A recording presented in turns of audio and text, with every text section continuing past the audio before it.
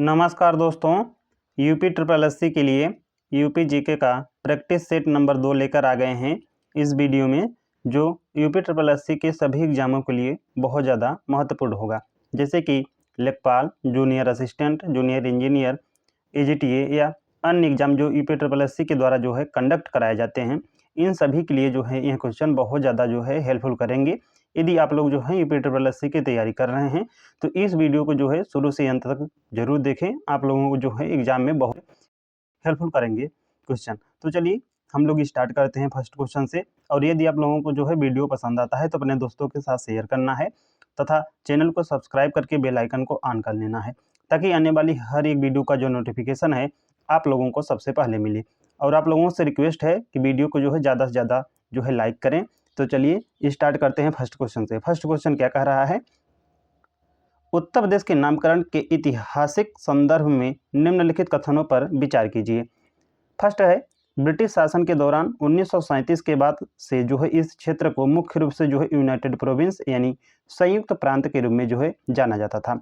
Second है, स्वतंत्रता के पश्चात 24 जनवरी 1950 को इसका जो है नाम बदल कर आधिकारिक रूप से क्या कर दिया गया, उत्तर प्रदेश कर दिया गया।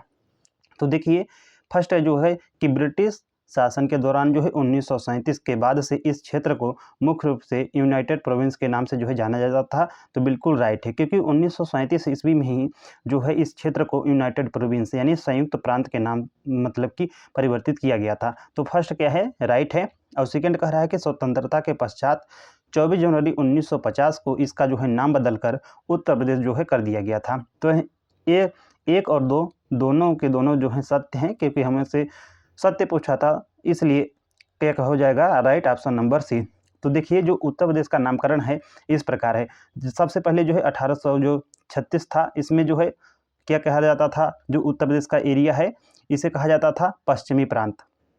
उसके बाद 1877 ईस्वी में जो इसका रीजन होता मतलब कि इस क्षेत्र को कहा जाता था 1877 में पश्चिमी प्रांत तथा अवध, यानी अवध जो है जोड़ दिया गया, क्योंकि जो 1857 का क्रांति हुआ था उस समय जो है अवध को जो है ब्रिटिश के अकॉर्डिंग मतलब कि अपने कब्जे में ले लिया गया था। तो इस क्षेत्र को जो है मिला लिया गया, इसीलिए जो है पश्चिमी प्रांत प्लस अवध कर दिया गया 1877 में, लगभग 20 साल के बाद।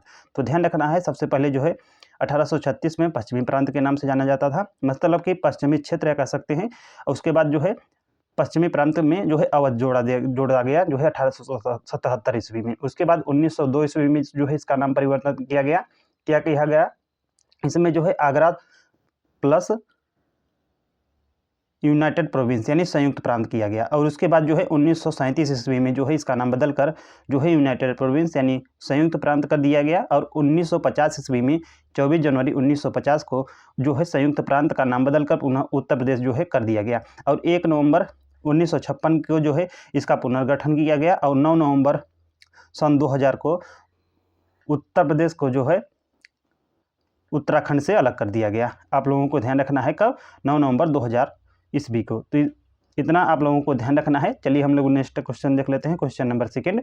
तो इसका जो है राइट आंसर आप लोग ध्यान रखना है कि क्या हो जाएगा, दोनों सत्य हैं, यानी option number C. Second question है,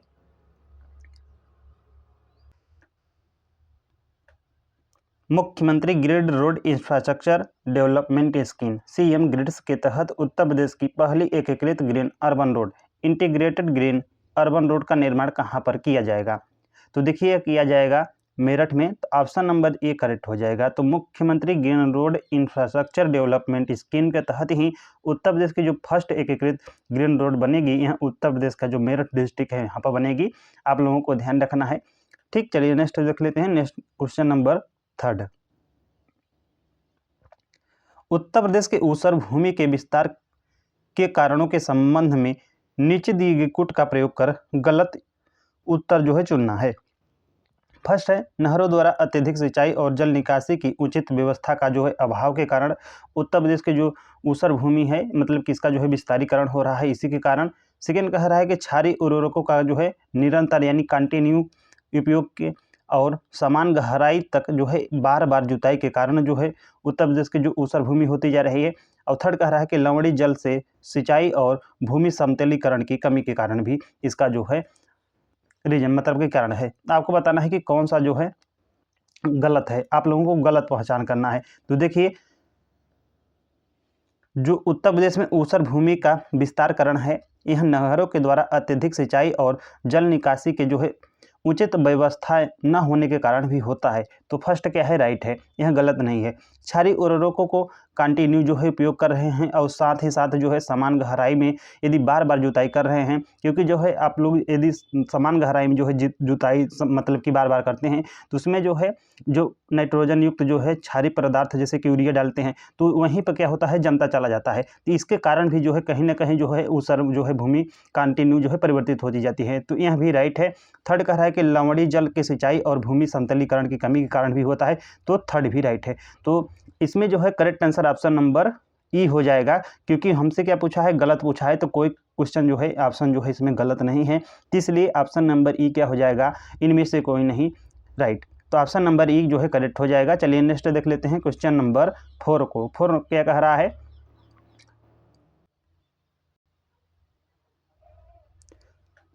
उत्तर प्रदेश वन निगम के संदर्भ में निम्नलिखित कथनों पर विचार कीजिए।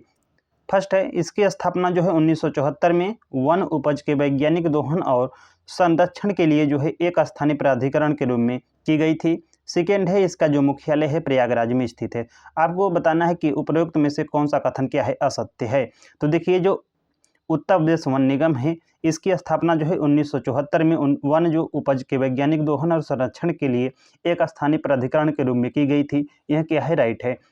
लेकिन जो इसका हेडक्वार्टर यानी जो मुख्यालय है यह प्रयागराज में नहीं है, कहाँ पर है, लखनऊ में है। तो इसलिए फर्स्ट क्या हो जाएगा, राइट हो जाएगा, लेकिन सेकंड क्या हो जाएगा, रॉन्ग। तो उत्तर प्रदेश वन निगम के संदर्भ में जो है आप लोगों को ध्यान रखना है कि इसकी जो स्थापना 1974 में हुई थी और इसका जो हेडक्वार्टर है यह लखनऊ में है, न कि प्रयागराज में। इसलिए right answer option number B हो जाएगा, क्योंकि हमसे पूछा था कि कौन सा क्वेश्चन जो है मतलब कि असत्य है। तो ऑप्शन नंबर बी राइट हो जाएगा। क्वेश्चन नंबर 5 है, पश्चिमी उत्तर प्रदेश के कृषि विशेषताओं के संबंध में निम्नलिखित में से कौन सा समूह उन फसलों का प्रतिनिधित्व करता है जो यहाँ पर प्रचुर मात्रा में उगाई जाती हैं। धान, जूट और चाय, आलू, मक्का, गेहूँ, कपास, कहवा और रबर, गेहूँ, तंबाकू और सरसों, या इनमें से कोई नहीं। देखिए, पश्चिमी उत्तर प्रदेश कहे या कह सकता है कि संपूर्ण उत्तर प्रदेश, कहीं न कहीं जो है उसी प्रकार का जो है मानसून पाया जाता है। इसलिए जो पश्चिमी उत्तर प्रदेश में होगा वहीं जो है संपूर्ण उत्तर प्रदेश में जो है कृषि की विशेषताएं होंगी। तो देखिए, धान जो है होता है, बिल्कुल राइट है, लेकिन जूट और चाय नहीं होता है। इसमें आप लोगों को ध्यान रखना है, उत्तर प्रदेश में इतना ज़्यादा नहीं है। आलू, मक्का, गेहूँ यह बिल्कुल है, जबकि कपास, कहवा नहीं है, रबड़ भी नहीं होता है, केवल तंबाकू और सरसों तो हो ही नहीं सकता, इनमें से कोई नहीं। तो ऑप्शन नंबर जो है बी राइट हो जाएगा। देखिए, उत्तर प्रदेश जो है आलू के पैदावार में नंबर 1 है, आप लोगों को ध्यान रखना है, और साथ ही साथ गेहूं की पैदावार में भी नंबर 1 पर है। ठीक, चलिए नेक्स्ट क्वेश्चन देख लेते हैं, क्वेश्चन नंबर 6 को। धनरौल बांध, आपको धनरौल के बांध के विषय में कौन सा कथन जो है सत्य नहीं है, इसके संबंध में आपको बताना है कि कौन सा कथन जो है सत्य नहीं है। तो धनरौल बांध जो है ये कह रहा है कि यह घग्घर नदी के नाम घग्घर बांध के नाम से जो है जाना जाता है। यह जो है सोनभद्र जिले के घग्घर नदी पर निर्मित है। इसका जो उपयोग केवल मध्य प्रदेश जिले के सिंचाई के लिए किया जाता है। यह रॉबर्ट्सगंज से 23 किलोमीटर की दूरी पर स्थित है, या इनमें से कोई नहीं। आपको बताना है कि कौन सा ऑप्शन जो है गलत है। तो देखिए, जो धनरौल बांध है यह सोनभद्र में स्थित है, और साथ ही साथ आप लोगों को ध्यान रखना है कि यह जो है घग्घर बांध के नाम से जाना जाता है, क्योंकि यह घग्घर नदी पर स्थित है। तो ये जो है राइट हो जाएगा, कि जो कि इसे जो है घग्घर बांध के नाम से जाना जाता है। यह सोनभद्र जिले के घग्घर नदी पर स्थित है, लेकिन इसका जो उपयोग केवल मध्य प्रदेश के लिए जो है नहीं किया जाता है, अपितु जो है जो मिर्ज़ापुर का रीजन है थोड़ा बहुत, और चंदौली का, और साथ ही साथ सोनभद्र में भी जो है सिंचाई के लिए यूज किया जाता है। तो इसलिए जो है सी जो है यानी थर्ड जो है राइट नहीं होगा। यह जो है रॉबर्ट्सगंज से 23 किलोमीटर की दूरी पर है, यह भी राइट हो जाएगा। तो correct answer option number C हो जाएगा। चलिए नेक्स्ट देख लेते हैं क्वेश्चन नंबर 7 को। क्वेश्चन नंबर 7 क्या कह रहा है, उत्तर प्रदेश में पर्यटन विकास के संबंध में निम्नलिखित युग्मों को सुमेलित कीजिए। कथन ए है, पर्यटन विकास संबंधी योजनाओं के निर्धारण हेतु पर्यटन निदेशालय का जो गठन हुआ है 1972 ईस्वी में। कथन बी है, व्यावसायिक गतिविधियों के क्रियान्वयन हेतु जो है राज्य पर्यटन विकास निगम की स्थापना 1974 ईस्वी में। आपको बताना है कि कौन सा सुमेलित है। तो देखिए, जो पर्यटन विकास संबंधी योजनाएं को जो है निर्धारण हेतु जो है पर्यटन निदेशालय था, इसका जो गठन हुआ था 1972 ईस्वी में, यह तो करेक्ट है। तो ध्यान रखना है पर्यटन जो निदेशालय है इसका जो गठन 1972 में हुआ था, यह राइट है। लेकिन जो व्यावसायिक गतिविधियों के क्रियान्वयन हेतु राज्य पर्यटन विकास निगम की स्थापना हुई थी 1976 में, नहीं 1974 में हुई थी। आप लोगों को ध्यान रखना है कब हुई थी, तो 1974 में, न कि 1976 में, इसलिए जो है बी रंग हो जाएगा। तो ऑप्शन नंबर जो है ए करेक्ट हो जाएगा, केवल ए सत्य है, आप लोगों को ध्यान रखना है। क्वेश्चन नंबर जो है 8 है। क्वेश्चन नंबर 8 क्या कह रहा है, कानपुर के सामरिक महत्व के संदर्भ में निम्नलिखित कथनों का विश्लेषण कीजिए। यहाँ पर एक आप लोग कर लीजिएगा, ये 2 हो जाएगा, ठीक। तो कानपुर के संबंध में आपको मतलब किस विचार करना है, विश्लेषण करना है। तो फर्स्ट है, गंगा यमुना के द्वाब में स्थिति के कारण जो है अंग्रेजों ने इस जल परिवहन की सुगमता हेतु अपना जो है सैन्य केंद्र बनाया। सेकेंड है, वर्तमान में उत्तर प्रदेश रक्षा गलियारे के तहत कानपुर में जो है मिसाइलें और ड्रोन का निर्माण, मतलब कि मिसाइल और ड्रोन निर्माण की इकाइयाँ जो है प्रस्तावित हैं। आप लोगों को अब क्या बताना है, सत्य बताना है कि उपरोक्त में से सही कथन को चुनना है। तो देखिए जो कानपुर है यह गंगा यमुना के द्वाब में स्थित है, तो यह तो राइट है। और साथ ही साथ जो है अंग्रेजों ने इसे जो है जल परिवहन की सुगमता हेतु अपना जो है सैन्य केंद्र बनाया, तो फर्स्ट तो राइट हो जाएगा। सेकेंड कह रहा है कि वर्तमान में उत्तर प्रदेश जो है रक्षा गलियारा है, डिफेंस जो कॉरिडोर है, इसके तहत कानपुर में जो है मिसाइल और ड्रोन के जो है निर्माण की इकाइयाँ जो हैं प्रस्तावित हैं, तो सेकेंड भी राइट है। यानी 1 और 2 मतलब कि दोनों सही हैं, तो correct answer option number C हो जाएगा।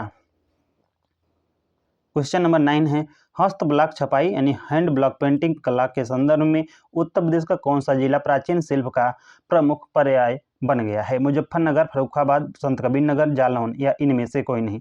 तो यह बना है Farrukhabad, correct answer option number B हो जाएगा। क्वेश्चन नंबर 10 है, उत्तर प्रदेश के कागज उद्योग के वितरण के संबंध में निम्नलिखित पर मिलान विचार करना है आप लोगों को कि उत्तर प्रदेश में जो है पेपर इंडस्ट्री के संदर्भ में आप लोगों को जो है विचार करना है। फर्स्ट है, हाथ से बना जो कागज है यह मथुरा और कालपी जो जालौन है इसके लिए फेमस है। पेपर पल्प यानी कागज लुगदी के लिए सहारनपुर, और कागज उद्योग के लिए जो है रायबरेली और संत कबीर नगर।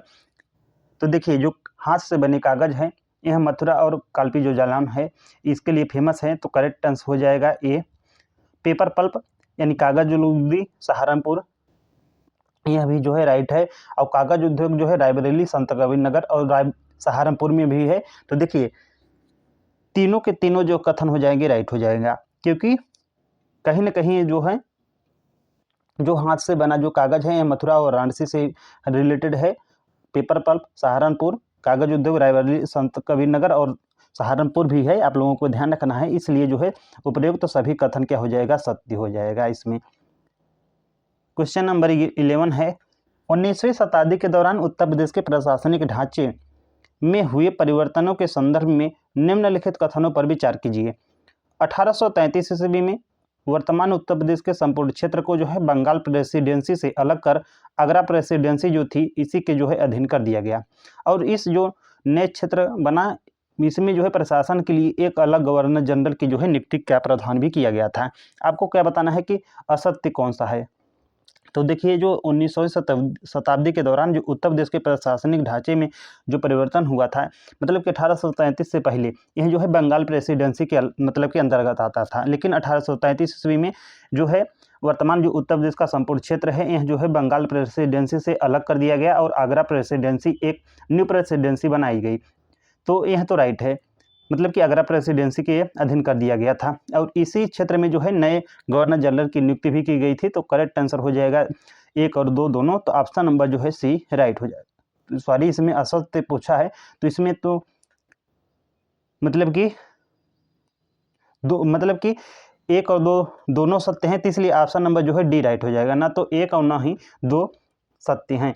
चलिए क्वेश्चन नंबर 12 देख लेते हैं। सारनाथ स्थित जो है चौखंडी स्तूप की स्थापत्य विशेषता के संबंध में कौन सा विवरण सही है? आपको बताना है कि सारनाथ में जो स्थित चौखंडी स्तूप है इसी के विशेषता के संबंध में कौन सा विवरण सही है। यह जो है गोलाकार संरचना है जिसके चारों ओर कोई दीवार नहीं है। यह अष्टकोणीय मीनारों से युक्त एक विशाल संरचना जो चारों चार दीवारों से घिरी हुई है, या इसका निर्माण केवल लकड़ी और पत्थर के मिश्रण से हुआ है। यह कुशीनगर जिले में स्थित है और एक प्रमुख जैन मंदिर है, या इनमें से कोई नहीं। देखिए जो सारनाथ स्थित है, आई थिंक आप लोगों को सारनाथ से पता हो गया होगा, कहीं ना कहीं जो है यह तो कुशीनगर में नहीं होगा, कहाँ होगा, वाराणसी में होगा, बनारस में। तो डी तो राइट नहीं होगा। और साथ ही साथ यह जो है जैन मंदिर नहीं है, यह बौद्ध है, मतलब बौद्ध धर्म से रिलेटेड है, आप लोगों को ध्यान रखना है। इसका निर्माण केवल लकड़ी और पत्थर के मिश्रण से हुआ है, तो नहीं। जहाँ पर आप लोगों को केवल लग जाए, यहाँ पर आप लोगों को ध्यान रखना है कि वो जो ऑप्शन है कहीं ना कहीं ज़्यादा से ज़्यादा जो है गलत ही होगा, तो सी भी नहीं होगा। देखिए, और एक हरा की गोलाकार संरचना जो है जिसके चारों ओर कोई दीवार नहीं है, तो है। आप लोगों को ध्यान रखना है क्या है कि यह अष्टकोणीय मीनारों से युक्त एक विशाल संरचना है जो चार दीवारों से क्या है, घिरी हुई है। तो करेक्ट आंसर ऑप्शन नंबर जो है बी हो जाएगा। तो सारनाथ में जो स्थित चौखंडी स्तूप है, यह जो है अष्टकोणीय मीनारों से युक्त एक विशाल संरचना है, जहाँ पर जो है चार दीवारों से यह घिरी हुई संरचना है, चौखंडी स्तूप। आप लोगों को ध्यान रखना है। और सारनाथ में ही जो है गौतम बुद्ध ने अपना जो है प्रथम उपदेश दिया था, आप लोगों को ध्यान रखना है। चलिए क्वेश्चन नंबर 13 देख लेते हैं। उत्तर प्रदेश के खनिज यहाँ पे संसाधन होगा, आप लोग मतलब कि इसे आप लोगों को ध्यान रखना है। खनिज संसाधन उत्तर प्रदेश के खनिज से रिलेटेड है। सूची फर्स्ट जिसमें खनिज दिया है, और सूची सेकेंड में प्राप्ति स्थल, यानी वो कहाँ से प्राप्त किया जाता है।